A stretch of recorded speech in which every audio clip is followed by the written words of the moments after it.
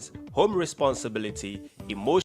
What if your child didn't just pass exams, but became the leader Ghana is waiting for? Alpha Kids Mentorship is a 12-month transformation where your child masters 5 pillars: leadership, academic excellence, home responsibility, emotional wellness, and career readiness. Every Sunday, experts guide them in small groups online. Monday through Friday, you, the parent, become your child's coach with simple 30-minute activities we provide. No stress, no guesswork, just connection and growth. Your child gets books, materials, recognition, and a community of families pursuing excellence together.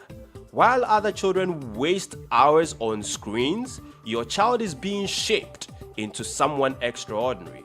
We started with 50 children. By popular demand, we've expanded to 100. 50 more spots just opened, but only those who enroll by November 30th get the early investment rate of 2,000 Ghana cedis. After that, it goes back to the original price, 3,000 Ghana cedis. Your parenting stress? Reduced. Your child becomes more responsible and independent. You get valuable progress reports, 12 life-changing monthly books, an exclusive Alpha Kids t-shirt, weekly Zoom workshops, community projects, leadership challenges, exciting monthly events, and a prestigious year-end awards ceremony. All for just 2,000 cedis, down from 3,000. Secure your child's slots now with just 100 cedis. Pay the rest by November 30th. This is your moment. Call or send a message to 053451 5541. 053451 5541. Limited to 50 kids, age 5 to 16. First come, first transformed. Your child deserves this head start. 50 slots? Act now. Alpha Kids Mentorship, where your child becomes unstoppable. Heard about it during the Maiden Parents Conference of the Peak Academy. At the end of the conference, after gaining so much knowledge on parenting, when the Peak Inner Tribe was introduced, I told myself that I would definitely want to be part of this. And so I was ready to do whatever it took to be part of it. And in fact, what was required to be part of it was just chicken change, because the experience in there is worth millions and millions and billions of cedis. I am not exaggerating. The Inner Tribe has been a blessing to me and to my family. It is a place where parents are urged on to raise and nurture responsible children who will grow up to transform generations. The Inner Tribe has coaches who are seasoned, well-seasoned coaches who have the patience, though they are so knowledgeable, they have the patience to groom every parent to become who God requires him or her to be. I got to know about the Inner Tribe, and I think it is a blessing that God gave to me, because I was facing challenges in parenting, and I'm one person who always looks out for the best for my children. I believe that the society becomes a better place when we have well-raised children to take up responsibility as adults. And so I have always wanted a safe place to receive safe and sound direction on how to raise children. And I tell you, the Inner Tribe is the place for that. There are daily connection activities. There are weekly seminars. There are activities to do. We read books that pertains to so many aspects of parenting and a whole lot. It is a place that you cannot be and then be a passive parent. My life has changed simply because I became a triber, and I will not trade that for anything. Any opportunity I have to enroll again as a triber, I will be the first to be there, because the experience there is life-changing. I urge every parent here to enroll as an Inner Tribe member, to receive sound direction, to be helped, to be supported. We have coaches who go all out. They are readily available to help us tackle any problem we face as parents. We are not only trained in the area of child upbringing, but even as parents, we are also trained to imbibe discipline, to focus on our parenting journey, financial prudence, every other aspect that is required to be the parents that you are expected to be. It is taught in the inner tribe. We are not done yet, but the way things are going in there, it even shapes you as a wife, as a career woman, as a manager, wherever you are. As you enroll in the inner tribe, you realize that you receive wisdom, you receive tutelage to enable you perform better in any area of your life. In less than 1 year of enrolling in the inner tribe, the transformation I see in my children and even in myself is tremendous. It is incredible. I realize that my children now follow the routines that we have set together as a family. My parenting journey has become much easier. And then I have now come to agree that, in fact, a lot of the things we go through as parents is simply because we ourselves are not ready. We are not trained for the parenting journey, and we only vent our anger on the children.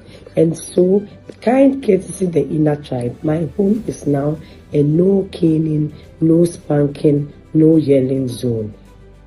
And meanwhile, everything works as planned. We did not get there in a day.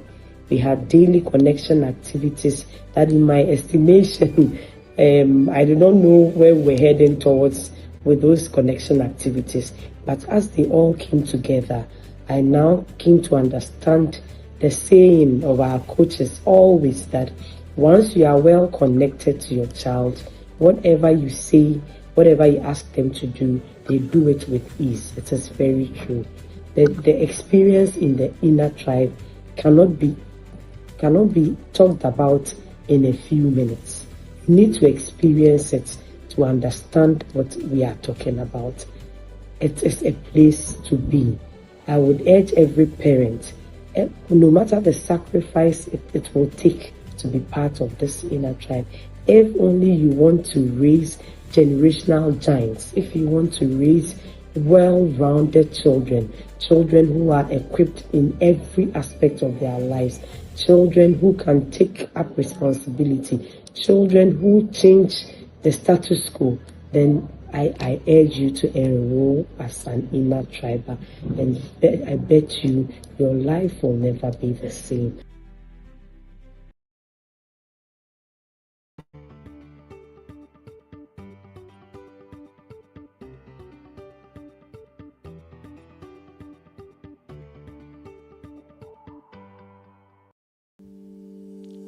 What if your child didn't just pass exams, but became the leader Ghana is waiting for? Alpha Kids Mentorship is a 12-month transformation where your child masters 5 pillars: leadership, academic excellence, home responsibility, emotional wellness, and career readiness. Every Sunday, experts guide them in small groups online. Monday through Friday, you, the parent, become your child's coach with simple 30-minute activities we provide. No stress, no guesswork, just connection and growth. Your child gets books, materials, recognition, and a community of families pursuing excellence together. While other children waste hours on screens, your child is being shaped into someone extraordinary. We started with 50 children. By popular demand, we've expanded to 100. 50 more spots just opened, but only those who enroll by November 30th get the early investment rate of $2,000. Hello, everyone. I welcome you to the second session for our third day on our conference. I welcome all of you. How has the sessions been so far? The first session, I believe we learned a lot. And this is the second session. We are going to talk about parenting with patience, supporting children who learn differently. That is what we are going to talk about.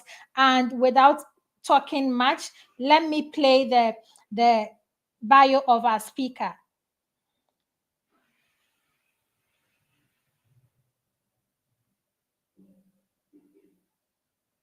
Tech enthusiast.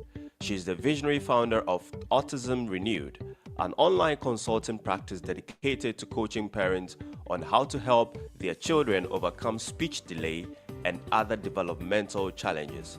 She's also the host of the Autism Renewed Conference, an annual gathering designed to educate and empower parents and the public with actionable strategies to support children with developmental delays. With extensive knowledge in language development, nutrition, and behavioral management, Dr. Lola is a passionate advocate for joyful learning. She specializes in helping parents transform their homes into vibrant environments that foster both learning and fun. A firm believer in parenting empowerment, Dr. Lola champions the idea that an informed and equipped parent gives their child a parenting advantage, one that makes all the difference in navigating life's challenges and triumphing over them.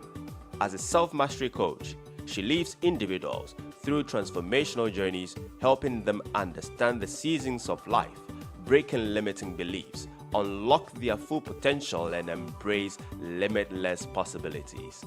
In addition, Dr. Lola's passion for technology has led her to teach professionals how to transition into the tech industry, access remote job opportunities, and thrive by leveraging their existing skills and experiences. Dr. Lola is also a prolific author of several impactful books and a sought-after speaker, having been privileged to speak on numerous platforms, webinars, and conferences across the globe. Her lifelong mission is to live a life of fulfillment, not just survival, and to help others do the same. Connect with Dr. Lola on her website www.autismrenewed.com. On Instagram, her handle is @autismrenewed. On Facebook, Dr. Lola Okeowo. YouTube, Autism Renewed by Dr. Lola. And LinkedIn, Dr. Lola Okeowo. Pick parents, ladies and gentlemen, with a round of applause, let's welcome Dr. Lola Okeowo to the stage.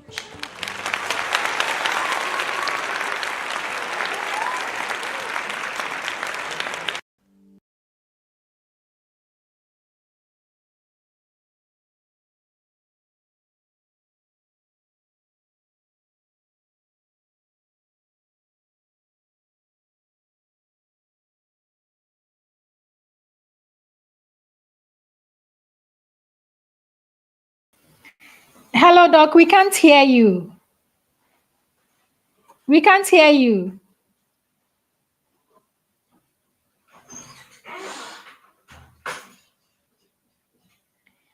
It's still muted.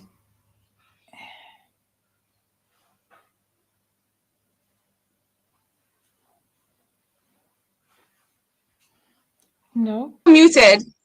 Yes, we can hear you now. You can hear me now. Yes, we can. Please confirm you can hear me. Yes, we can. Okay, you can just communicate with me in the private chat if you cannot hear me. Then how many minutes do I have? You so have that I know how to run. 40 minutes. 40 minutes. Okay. Yeah. I'll try. So you can communicate with me in the private chat if there's anything.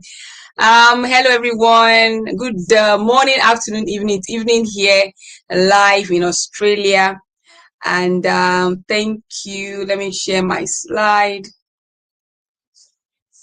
All right, it's so good to be here. I want to appreciate the organizers of this conference for the privilege. I hope I can add my slides to the stream. And the privilege and platform to be here. I want to appreciate Coach Aqua and her team. Thank you so much. Well done to all the speakers.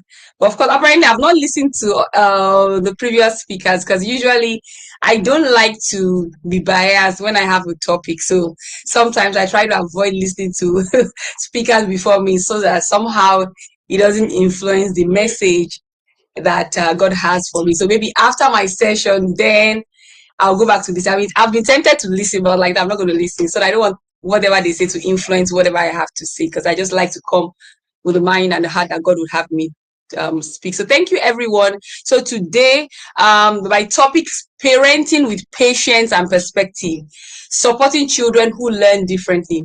I'm going to try so much. I have so much to say on this topic. In fact, I have a course coming up very soon that has to do with learning difficulties and challenges. So when it comes to this topic, my God, 40 minutes is not even, we're not even scratching it. I'll try as much as possible to put so much, and let's see how we go today. Okay, you've heard a little bit about me. I won't go into details. As a way of introduction, many parents discover their children learn differently only when struggles emerge, such as poor grades, slow reading, difficulty writing, or behavioral concerns. But learning differently is not a defect. It is simply a different pathway to acquiring skills and acquiring knowledge.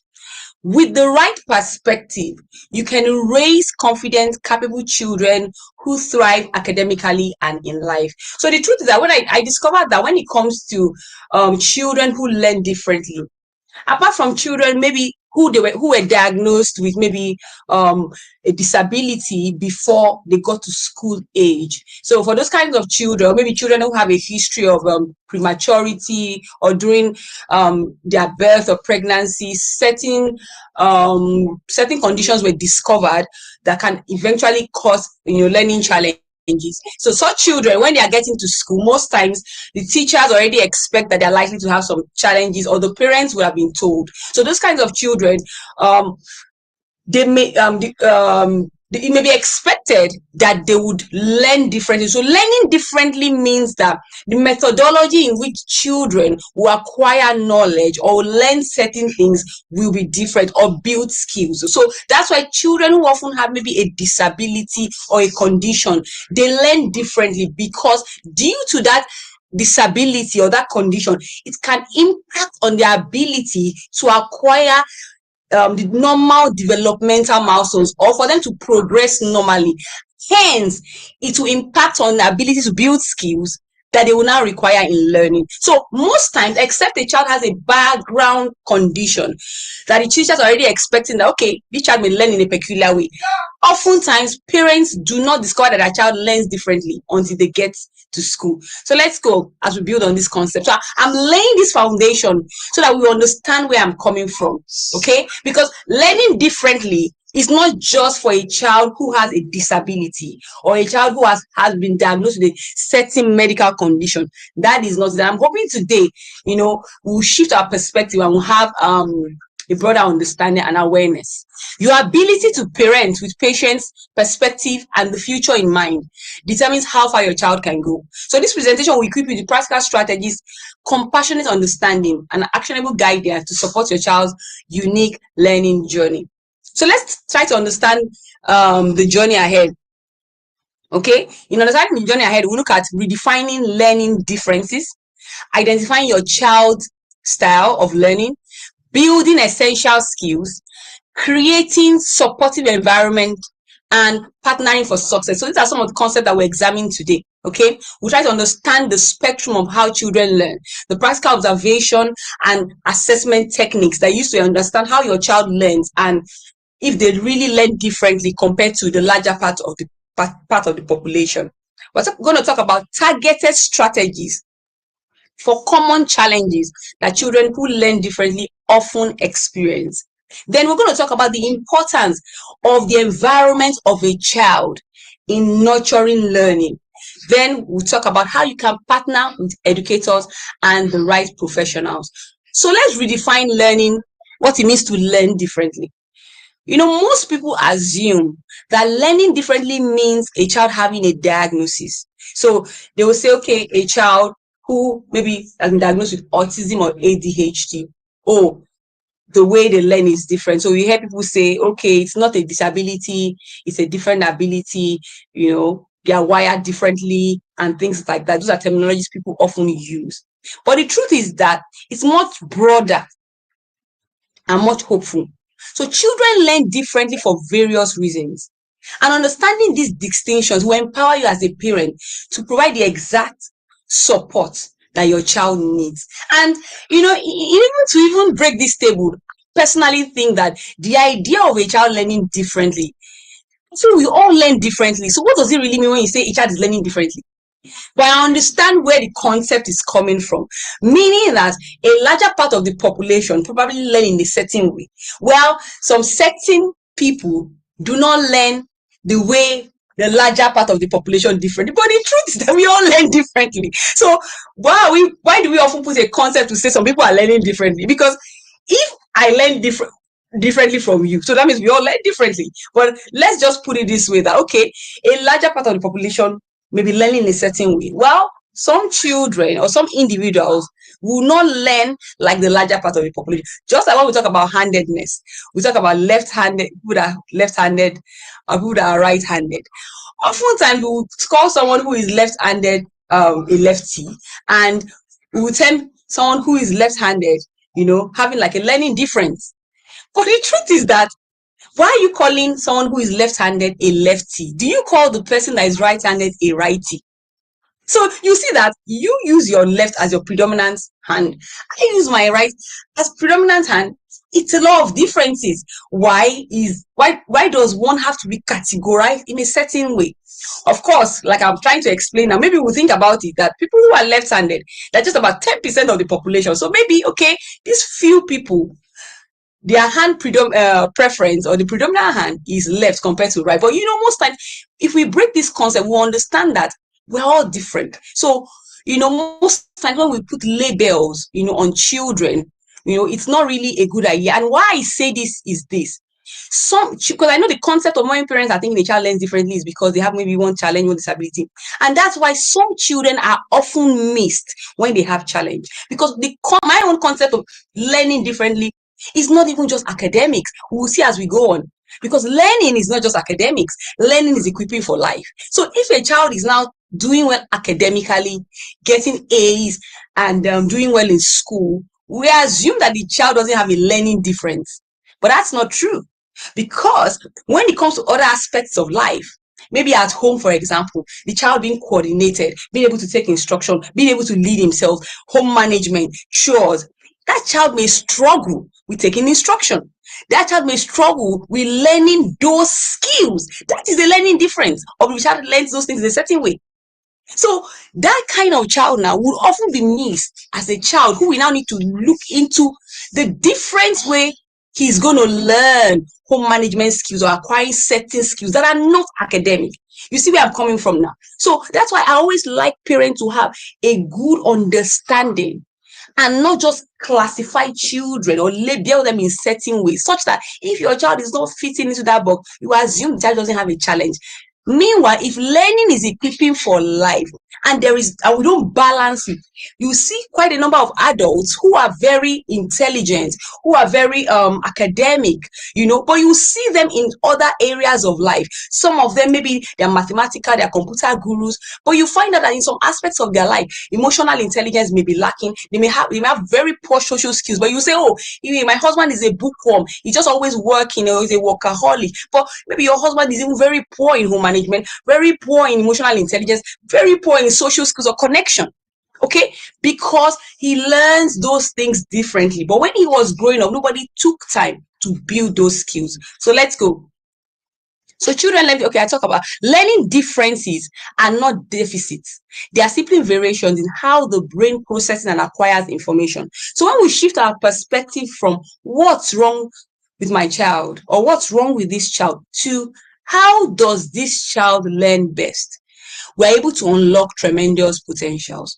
So let's examine different categories of learning differences. That means when we talk about children learning differently, remember I talked about it's not just disabilities, because most often times we'll say, okay, child learns differently because they have a neurological condition or maybe neurodiversity, their brain is wired differently. I think that is just even a shallow perspective if we look at it, So we talk about things like dyslexia, dyscalculia, dysgraphia, and people just assume that children who have these challenges are the only ones, or ADHD, autism, or any form of neurodevelopmental condition or neurodiversity. We assume they're the only ones that learn differently. But I share a different perspective, because learning differently can mean different things. It can mean that the natural variation in how what do you call it? How children acquire information may be different. So, for example, if you look at brain dominance, things like left, we have people that are right brain dominant, left brain dominant. We'll get into that later because we have what we call right brain learners and left brain learners. Okay, so if someone is a right brain learner, there are some things that there's some methodology in which you need to teach them, particularly things like reading. Okay, compared to a left brain learner. So sometimes you have a child that is having challenges reading. Okay, at this age, 7, 10, the child is not reading. The challenge might not even be with their eyes. It might not be with anything. It might just be that the methodology, you are using to teach that child. If the child is a right brain learner and you're using the left brain learner method for that child, the child may struggle. We'll get into that later. Things like sensory preferences, things like processing speed, we need to consider that. Also, we could have learning hindrances, meaning that there may be certain things that can hinder a child's ability to learn. As simple as the environment of the child, the physical, they can form physical barriers of a child. If a child is in a home that is a toxic environment, where there is no love, yelling, shouting, hitting, mom and dad are fighting, there's tension, this can affect the emotional system of the child. It can trigger the nervous system of the child. When we talk about the flight or flight response, it's the sympathetic nervous system, because for you to learn, you need to be how do you put it, well coordinated, well regulated. So if your children are going to school in the morning, you're shouting at them, you yell at them, that kind of child getting to school will not be in the right state to learn. So the environment of a child matters. Things like screen exposure, because screen rewires the brain. So that can be a learning hindrance. So nowadays we have what we call screen autism or virtual autism, meaning that we have children who develop the symptoms that you see in children. That categorize autism, speech and language delay, social skills issue, behavioral issues, all those things. These children have these things because of excessive screen exposure, and that's because screen rewires the brain. So such children now, if they are having challenges learning, it means that there was a hindrance. Something came in to disrupt the normal process of learning. And remember that I talked about when it comes to learning, we're talking about having certain skills or progressing in their normal development to acquire skills they will use to learn. So if anything or tampers with that process of normal development, it means that thing would hinder the process of acquiring skills that they would later need to learn. So a child that's been exposed to excessive screen, the child will have issues with hyperactivity, focus, concentration, and these are skills a child needs to learn. So that kind of child now will be having challenges, a learning hindrance because of the learning hindrance. Okay, even medical conditions can be a hindrance. Some children will have epilepsy and other medical conditions that could impact on their ability to learn. Then we'll now talk about the learning disabilities, like I mentioned before. So oftentimes, most are learning difficulties. They will come in. They often manifest like difficulty in reading. The child is a slow learner. The child is not getting this and things like that. They could manifest like that. Okay, so the natural learning variation. So we have different learning variations. When we know this, then we understand that, okay, people who have this kind of variation, they learn in certain ways. Okay, and that's the concept of a child learns differently. This child learns differently because when it comes to brain dominance, we have what we call right brain learners and left brain learners. The larger percentage of the population, are often left brain learners. And oftentimes, most of our school system often use the left brain method because, the thing with school is that, unfortunately, most schools are not able to individualize children. So you always have maybe one methodology, one curriculum, one textbook. But sometimes some children, that method or that curriculum may not be a good fit for them because they learn in a different way. Do you understand? So for children, for example, who are right brain learners, these are children who often think in pictures. They think more of whole concepts. Okay, so they are very visual, they're very creative.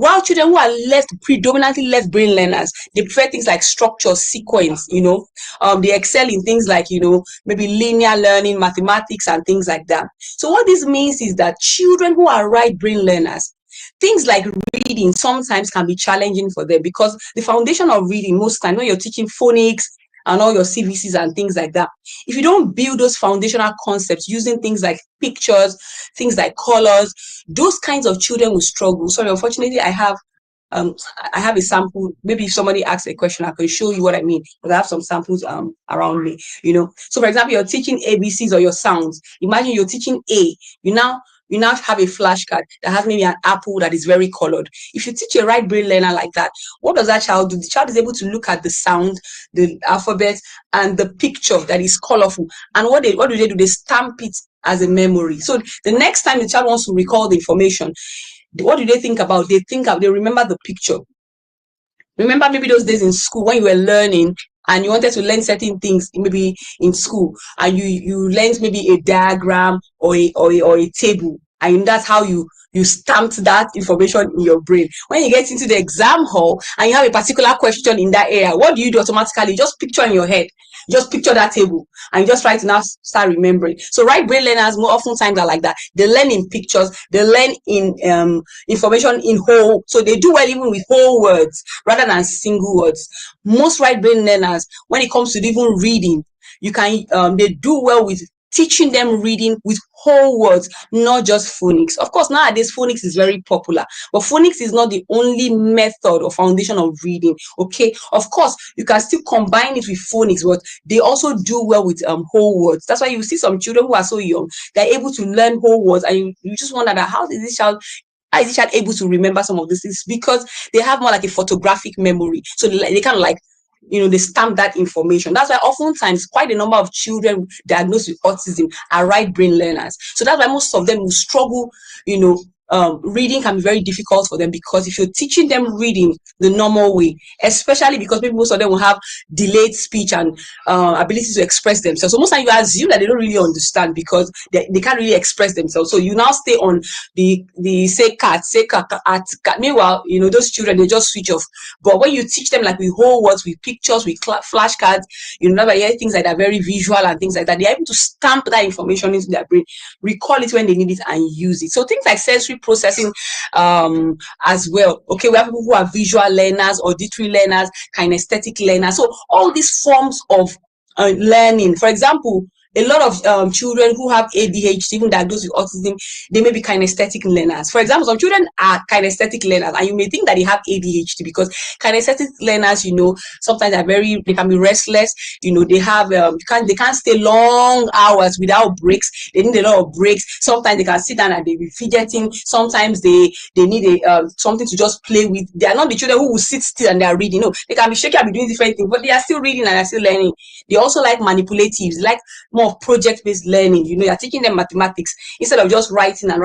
You bring all your counting cubes, you bring your abacus, you bring all those things. That is their own way of learning. So that kind of child, like if you don't have that understanding, that's the different way the child learns, and you're trying to use the common method. Most schools use auditory.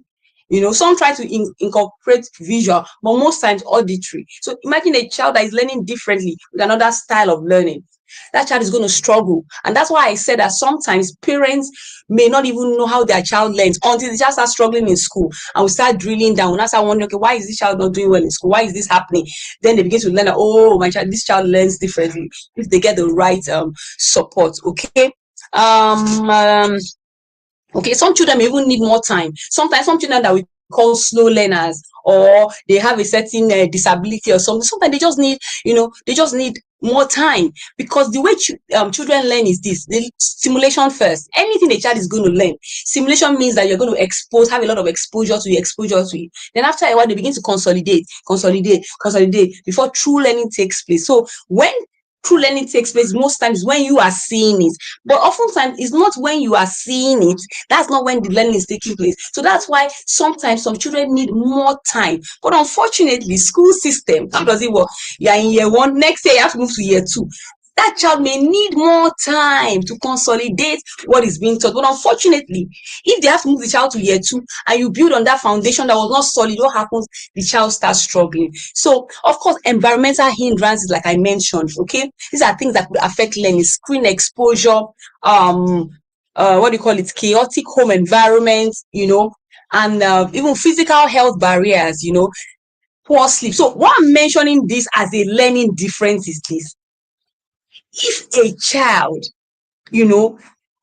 will struggle to learn because of a chaotic home environment, it is a learning difference, meaning that this child learns differently. This child needs calmness. This child needs a home environment that is supportive. You see what I'm talking about? That learning difference is not just a diagnosis or a medical condition. So that's why, as a parent, it's important to understand your child and their own difference when it comes to learning. I hope you understand what I mean.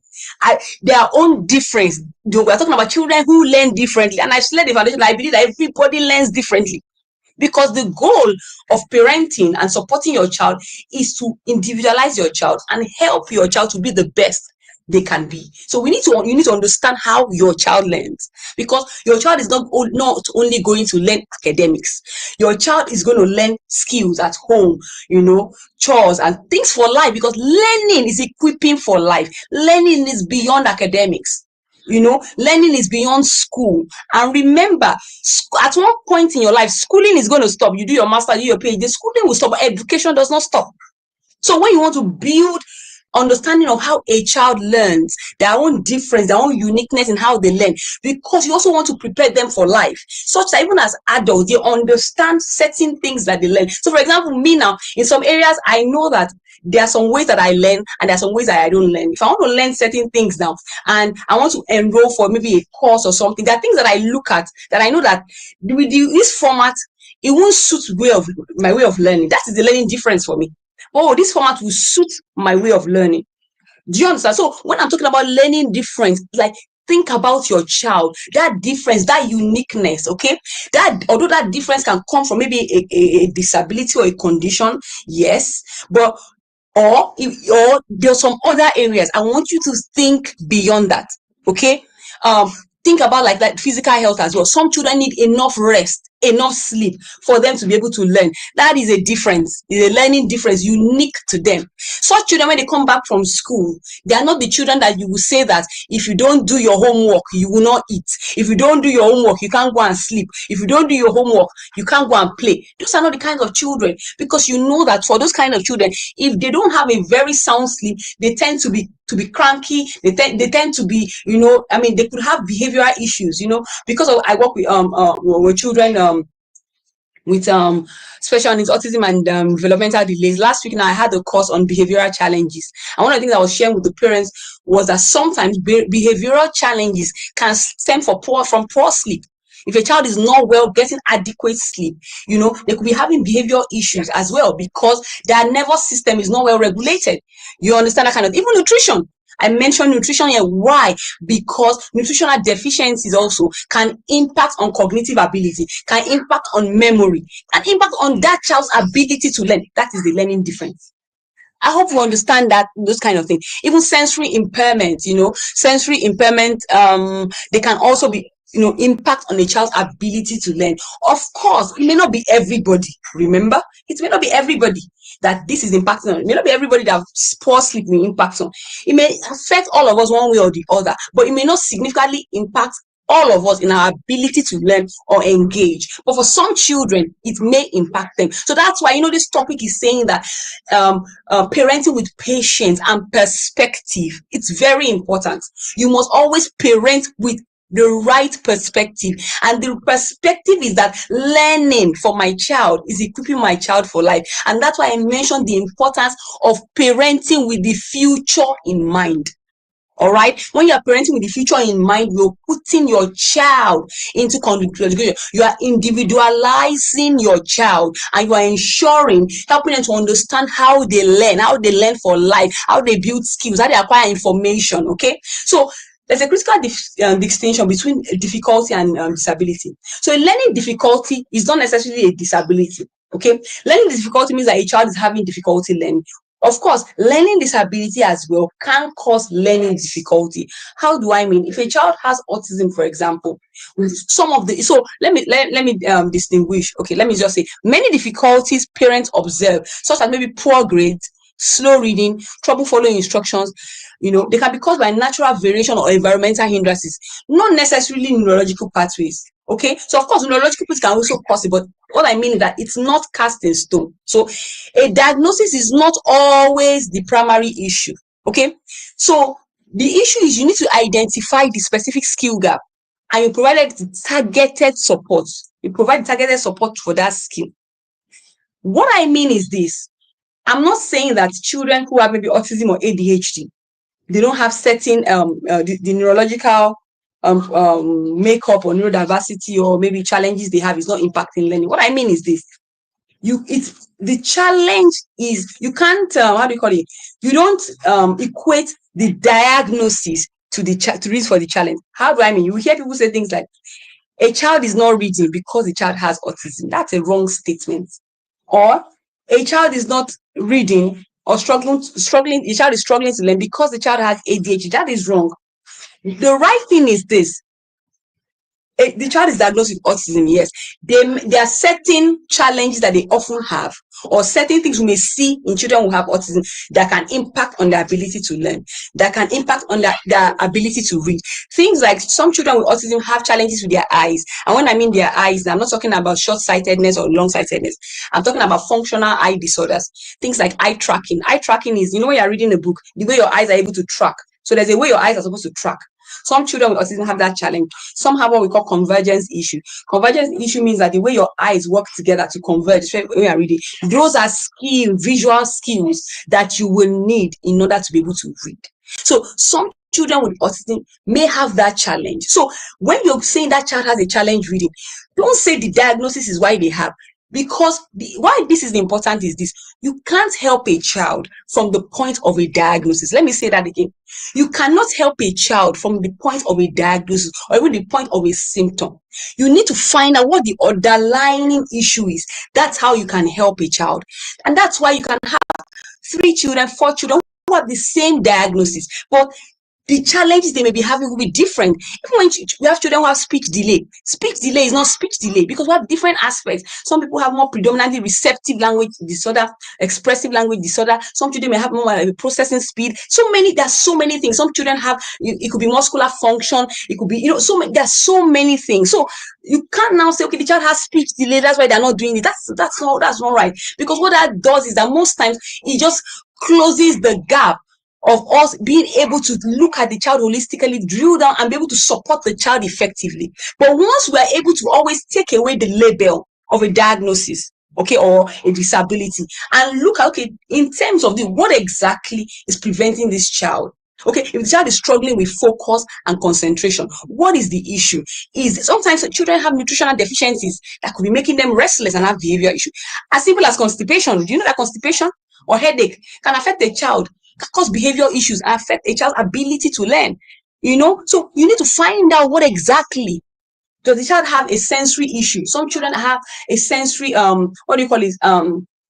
Maybe the environment is hyper-stimulating because there's a way the environment should be curated to support the child's learning. So when you think about the difficulty the child is having beyond the disability or the diagnosis, it helps you. So I said this decision frees parents from unnecessary anxiety and focus your energy on what matters. So focusing your energy is drilling down where the challenge is. So that's why it's not enough for a teacher to tell you, oh, your child is not reading because they have a diagnosis. Oh, my child is not good in math. Those are just, once you just say that, you have not really said anything. Do you understand? Because you have not drilled down where the issue is.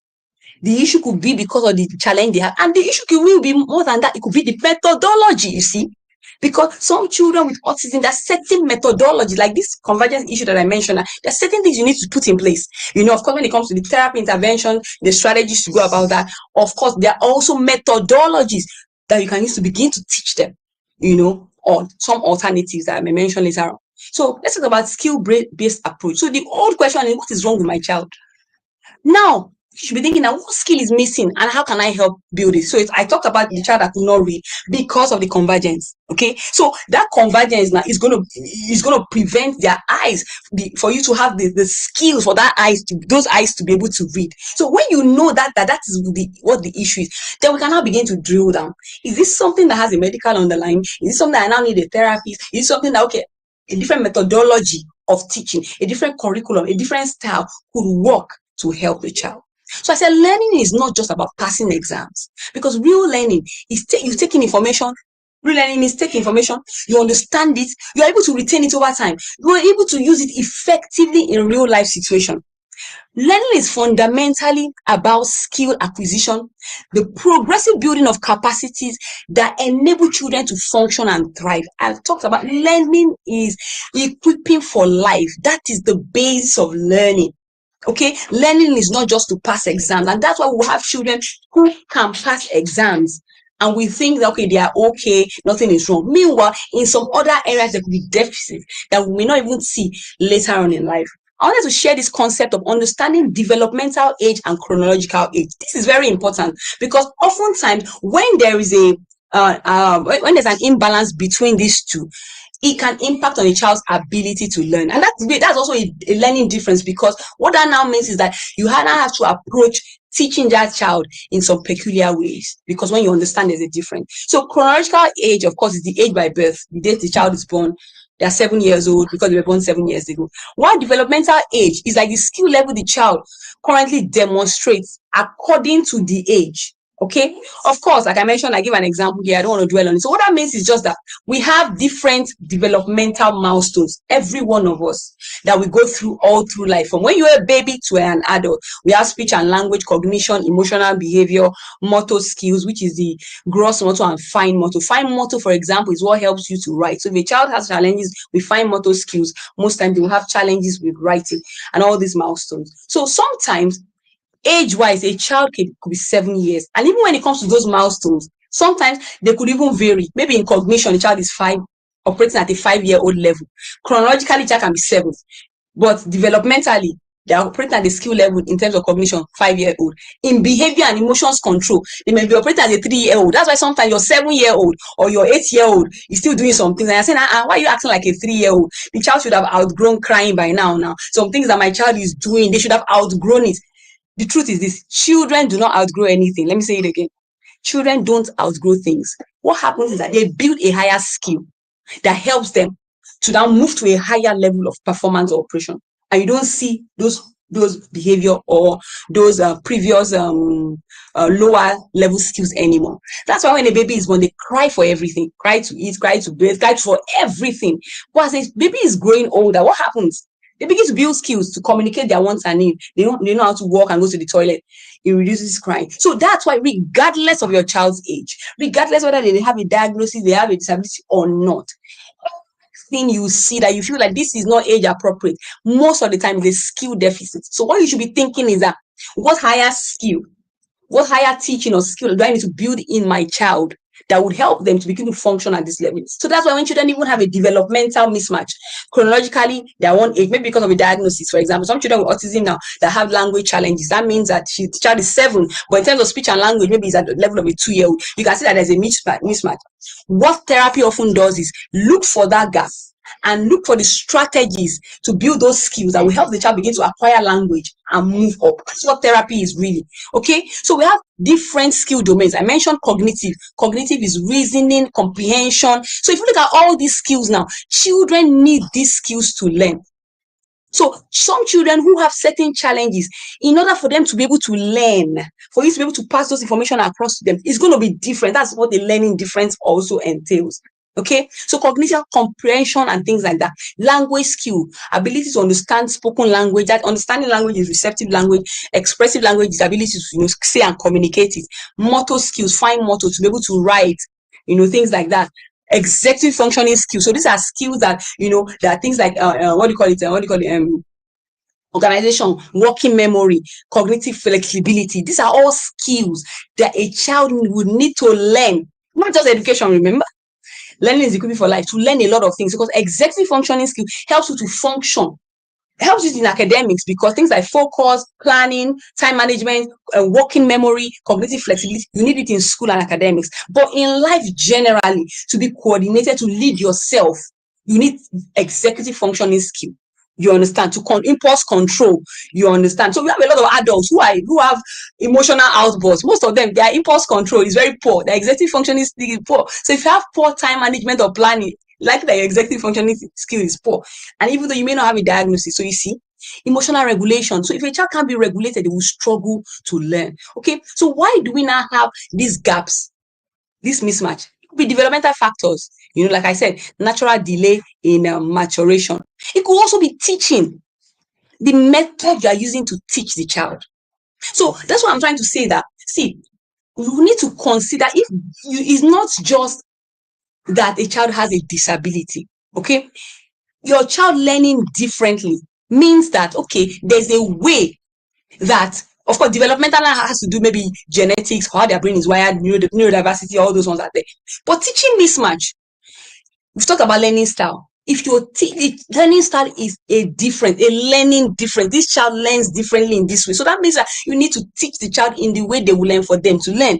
Okay, so if you're using a methodology that does not align with the child's style of learning or their brain wiring, there's going to be a challenge. Environmental factors I talked about, because those ones can be a hindrance to that child's learning. So that is this, it's a learning difference, uniqueness to that child, because that child environment is very big for that child. It may be big for everybody. For some children, it may be a big factor. For example, children whose love language like now is words of affirmation. They are going to school in the morning, you speak the wrong word to them. Their whole day could be spoiled. Their whole week could be spoiled. It could tilt some children even into depression and anxiety. And they may not even be able to learn. They may not be able to read because they are so occupied. I mean, it affects them. Then we talk about methodology of curriculum methodology. I mentioned that most schools often use one curriculum style to read. But some children, they are learning differently. They learn differently because certain curriculum types may not work for the way they learn. I remember those days when I was in medical school. One of our courses, anatomy, then there used to be a particular textbook that was termed like the standard, and that's what everybody used to use. All the very brilliant gurus and all that, everybody will read that book. But you know what? Every time I picked that book, I was struggling. I couldn't understand it. And they would say, oh, this is the standard. If you don't read this one, you can never pass. And I struggled and struggled. They were like, okay, go and pick the 4th edition, the previous edition. That one is even better. I picked all these editions. I could not read it. Meanwhile, there was another textbook, which was not like a standard for our curriculum. One of our lecturers used to use it, but that textbook, every time I read that book, I used to understand. And you know the difference? It's later I got to understand what the difference was. The one that was easy for me had colors. Had diagrams, and even the layout, well spaced and everything. So it was easy for me to take it in. That was my own learning difference. Meanwhile, the other one, everybody was shouting, no pictures, just black and white, boring, thrown together. I just struggled. I can't even put anything in my head. But this other one, as I read it, I put in my head, I can recall everything. But initially, I struggled because I was trying to fit into everybody. See what I'm talking about, methodology. That's a learning difference for me. Not just my learning style now. No, the curriculum delivery, curriculum style, methodology, even textbooks, they matter. Sometimes some children will do better with small tasks, but some, and if you are too fast, if it's too fast-paced, they will struggle. Even physical factors, things like I mentioned, retained primitive reflexes, because retained primitive reflexes, I don't have time to go into it now. Anyway, they're childhood reflexes that will impact learning, okay? We have lots of them. Even writing, we have what we call palmar graph. A baby, when you hold the baby's hand, the baby grabs your hand like this. But after a while, the baby lets go. That's the palmar graph reflex. So for some children, the reflexes don't go completely, and it can impact on your child's ability to write. Reading and writing as well, we have some other primitive reflexes as well that could impact learning and cause behavior issues and things like that. I don't have time to go into it, but what I'm trying to say is that some of those things can impact. So if a child has those things, there's the way we teach or strategy we put in place while we're fixing those things. So, I'm mentioning that, remember, that a learning difference, I didn't just come from a diagnosis. What is unique to the child? Curriculum delivery, methodologies of teaching. Things like mathematics now, some children do better with manipulatives. But these days, most maths curriculum just used, 1 + 2 is always on paper equals to 3. Some children will struggle. I remember I think I was teaching my son or my daughter, I was teaching them mathematics, and I saw inside the textbook, there are different methodologies of teaching a particular concept, addition. So some places they use this box method, this cube method, where you shade the lines and add there and shade it. Another place they'll put objects, 5 balls here plus 2 balls here equals to this. Another place they'll use different methodologies. But I realized that, there's some of them that were easier for my daughter than the others. Also, I discovered that when I brought out manipulatives, the counting cubes, that was not in the textbook, but using my own discretion because I understand how my children learn, I realized that was working better. So if in a school system, that is a learning difference for that child. Not all schools use abacus again these days. Not all schools use manipulatives anymore. Not all schools use maybe some children in that class are visual learners. Some are kinesthetic, some are auditory. A teacher should be able to adapt to teaching the same thing in different ways. Even you as a parent at home, you want to give instructions. If you have a child that is a visual learner, don't just go out and give instructions. You should be able to, have maybe a notice board, draft things, draw things, and different things like that. So what are some practical skill building strategies? Read aloud sessions, okay? This would help in building vocabulary, comprehension. So like I mentioned, some children have maybe a certain delay, certain disability, that is impacting on their natural ability to acquire cognitive skills. So you can now begin to help them, use comprehension, So you use all these other methods, remember, to build the skills that will now enhance their learning. Okay, this is this is the learning difference. They need these kinds of stimulation because natural way of acquiring this learning does not work easily for them. What others will just acquire easily, they don't. So you now need to use these strategies to build those underlying skills that will make learning easy for them. That's a difference for them. So you do read aloud, things like games. Well, fine, this will work for all children, but some children particularly will need it more than other children. Things like chess, board games, puzzles, they will build their cognitive flexibility. They will build their strategic thinking, problem solving, and these are all skills a child will need in maths, okay? Even chores, cooking, cleaning, this helps to build executive functioning skills that can help a child. Play, outdoor play. Let me say it again. Play. I know parents don't like hearing it. Play is a wonderful tool. I used to build skills. Play is not just a passive. Unfortunately, most times parents may not know how to use play. So you hear things like my child plays too much. If you don't finish your homework, you won't play. Even there are some schools that they don't even really have a playground. They have limited, play time. Play is the work of a child. Play builds cognitive ability, builds brain. But you need to know how to use play as a tool, to build some of these skills. So play can be a tool to help a child learn. You understand? There are even certain things that you may even take away the textbook. Teach through play, teach by life. I talk about fine motor, things like Play-Doh, threading, cutting, all these things, they should be normal life. In fact, from when a child is born, before they even go to school, if truly a parent has put some of these strategies in place as a way of life, you realize that even children who naturally maybe they are right brain learners and they learn differently in certain things, these activities would have helped to build their skill that will still make learning in general environments easier for them or easy to navigate, or a parent would have picked it early enough to know that their child learns differently. So how do you identify your child learning style?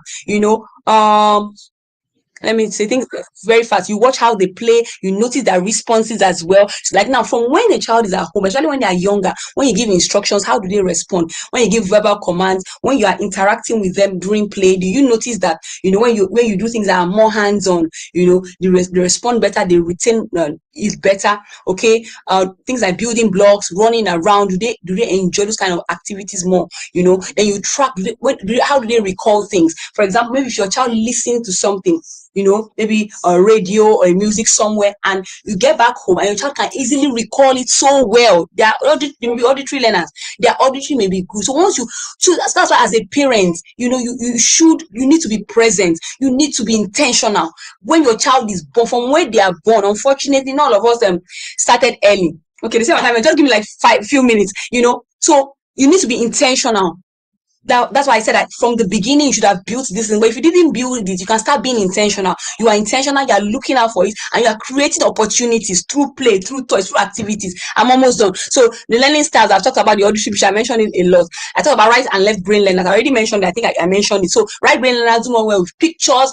When you want to teach them things like reading, you use pictures, you use flashcards, you use all those kind of things. It helps them to stamp it. Like they have a photographic memory. Those kind of people too. You can use things like visuals, maybe videos, documentaries, things like that. Of course, be wary of screen exposure. So but I mean, things are like what do you call it? Books, flashcards, all those kind of things you used to teach them. There are other things you consider. Handedness, for example, can be a learning difference. So if you change the handedness of a child, for example, it can affect the child. I have a story on that. I don't have time to share it. Okay, handedness is very important. It's a learning difference, but it's not a disability. Processing speed as well. So if a child has, maybe they are slow, what can you do? Playing games, card games. It helps to build cognitive things. Even you can do spelling games at home or things like that, where you say something, not get them to recall it. Even when you go out, one thing you can also do with processing speed, as you go out, you can say, what did you do today? Where did you go to? Get them to recall things like that. Help to build their processing speed. Okay, sensory issues as well. This has to do with the sensory nervous system, and well, some children don't do well with excessive noise, excessive light, and all that. So when one method doesn't be flexible, okay, don't stick to one curriculum. As a parent, you should know your child. That helps to be able to advocate for your child. Okay. Practical reading strategies, like I talk about if a child is having challenges reading. Remember I said that most of the time learning differences are picked when a child is having challenges. Rule out visual problems, because visual problem, if it's eye tracking, and we need to fix it. Okay, if it's a hearing issue, we need to fix it. Are they right brain learners? I talk about right brain learners where we colors, whole words, then read aloud. Multisensory approach. You want to teach them to use different methods. You say it, you touch it, they hear it. Use different methods. It helps them. How do I put it? Then choose books maybe with larger prints, clearer pages, and things like that. So there's some specific challenges like dyslexia. Most children have the dyslexia. They have problem with phonetic awareness. They turn their letters here and there and things like that. So there are specific curriculums. I listed some of them. I don't have time to go into that. Can help. What you can do at home is use colors to teach them things like tracing words in sand to practice and things like that. Color coding and things like that. Firstly, writing issues. Children who have writing issues, rule out the fact that handedness is not an issue. They didn't change the child's hand from left to right. I have clients who have teenagers who are struggling with reading and writing, and we have to go back to change their handedness, because handedness is a big deal. It disorganizes the brain. Okay, then check the muscles of the hand. Is it weak? There are exercises they need to do. Play doh, squeezing paper. Doing a lot of hand exercise, playing sand to strengthen the muscles. Okay. Also, you can adapt using some tools. Larger pencils. I don't have them here.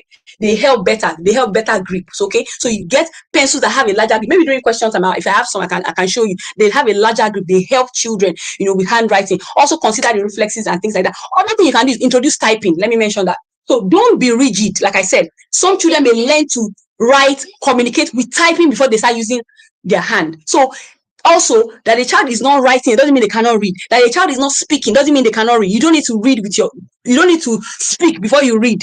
You read with your eyes. So always don't limit a child. Give a lot of multiple opportunities. Expose the child. If a child cannot learn something, you can use documentaries. You can use live. You can learn geography by going to the museum, by going on excursions, by doing nature walks. Teach them like that. So I mentioned dysgraphia. Dysgraphia has to do with a lot of handwriting. So you need to check what handwriting. Is it the muscles of the hand that is the problem? Is it the reflexes that is the problem? So while you are adapting, you can get stencils. I have those things that I don't have. Stencils to practice, or start teaching other methods, typing, teaching them other things, teach them through videos, documentaries, live, and all those kind of things. So like maths, I mentioned manipulatives. So introduce maths with manipulatives, abacus, games, Uno, use all these things, then teach by life. Remember, anything, a child is not going to school. Like you and I now, what I use, like I tell people that the only thing I use maths for now is to count money. I don't need maths for anything. I said parents with the future in mind. So break away from the fact that, so if the child is not mastering something, what is the goal, that thing that you want them to learn? Teach it by life. Teach maths, we go to the shops, teach counting with fruits and shopping and cooking and things like that. Focus on attention. Oh my God, that's so many things. So create the right environment. I've mentioned all that before. The emotional environment, your environment must not be toxic. Then of course, I wanted to mention that that gifted children who we call gifted children are actually special needs. They learn differently, and it can be an issue. It can really be a big issue. So that's why I said, like, your child is doing well, your child is a math genius and all that. Don't even be skipping classes. What you should do is introduce them to other things, because most children are gifted. They are gifted in one area. They'll be very good academically, socially, emotionally. They may not really be good. So expose them to other things. Stretch them, stretch their creativity, get them to volunteer, get them to start a business, get them to do other things outside just academics. So remember, parent with the future in mind. So ask yourself, are you parenting for exam, or you're parenting for adults? See, I mentioned all these things. They are the most important things that your child will need in life, because true success is preparing your child for life. Okay, so here is your action plan. So I want you to go back home today, observe intentionally, then audit your environment, whether you have excessive screen, ensure that you have the right materials in your hand, right books, toys, and the tools in your environment. Your environment will not be toxic. Love and support, okay? Then experiment with all the forms of learning style. Then partner with educators, very important, okay? It's very important you partner with your child's school and educators and even the right professionals. You know, if your child, I think I missed this. If your child needs help, maybe I've missed it, okay? If you suspect anything, talk to the right professionals, okay?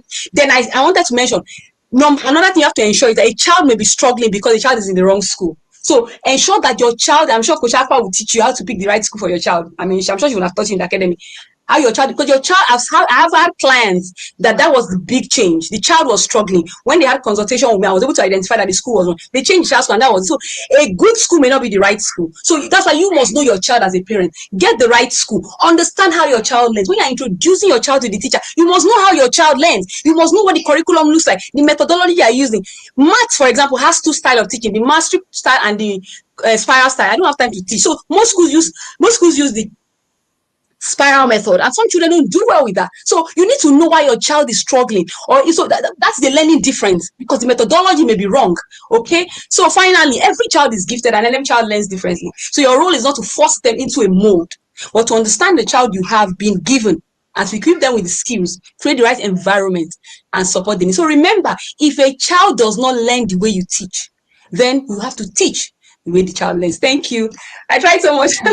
Oh my God. Thank you, Coach Akpa. Thank you so much. Thank you so much. In fact, 40 minutes is not enough to really go in detail with this kind of topic. So next year, we are actually going to have a detailed course on how to help your child learn. It's very important we understand all of these things.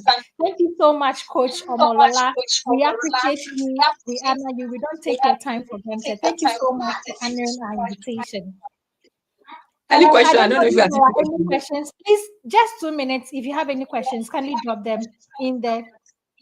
So someone is okay. What's a session? Rich. Thank you so much, Bethel. Thank you so much. I'm not seeing any questions. I think our time is also running. So how can they reach me? I think just reach out to Coach Akpa. She'll give my details and yeah. Okay. Please join. Yes. Please join the Pick Parent Academy, and we teach all of these things in detail. We are going to go in detail next year. We are going to have a course on that. So stay tuned for all other information. Thank you so much, Coach. See you. Thank you. Thank you for the privilege. Well done. Thank you.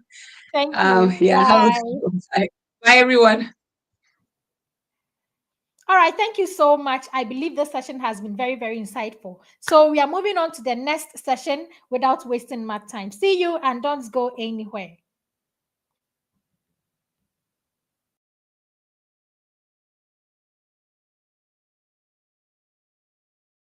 It goes back to the original price, 3,000 Ghana cedis. Your parenting stress? Reduced. Your child becomes more responsible and independent.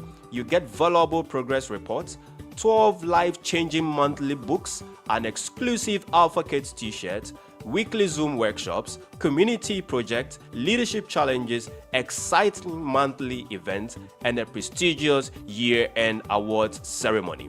All for just 2,000 cedis, down from 3,000. Secure your child's slots now with just 100 cedis. Pay the rest by November 30th. This is your moment. Call or send a message to 053451 5541. 053451 5541. Limited to 50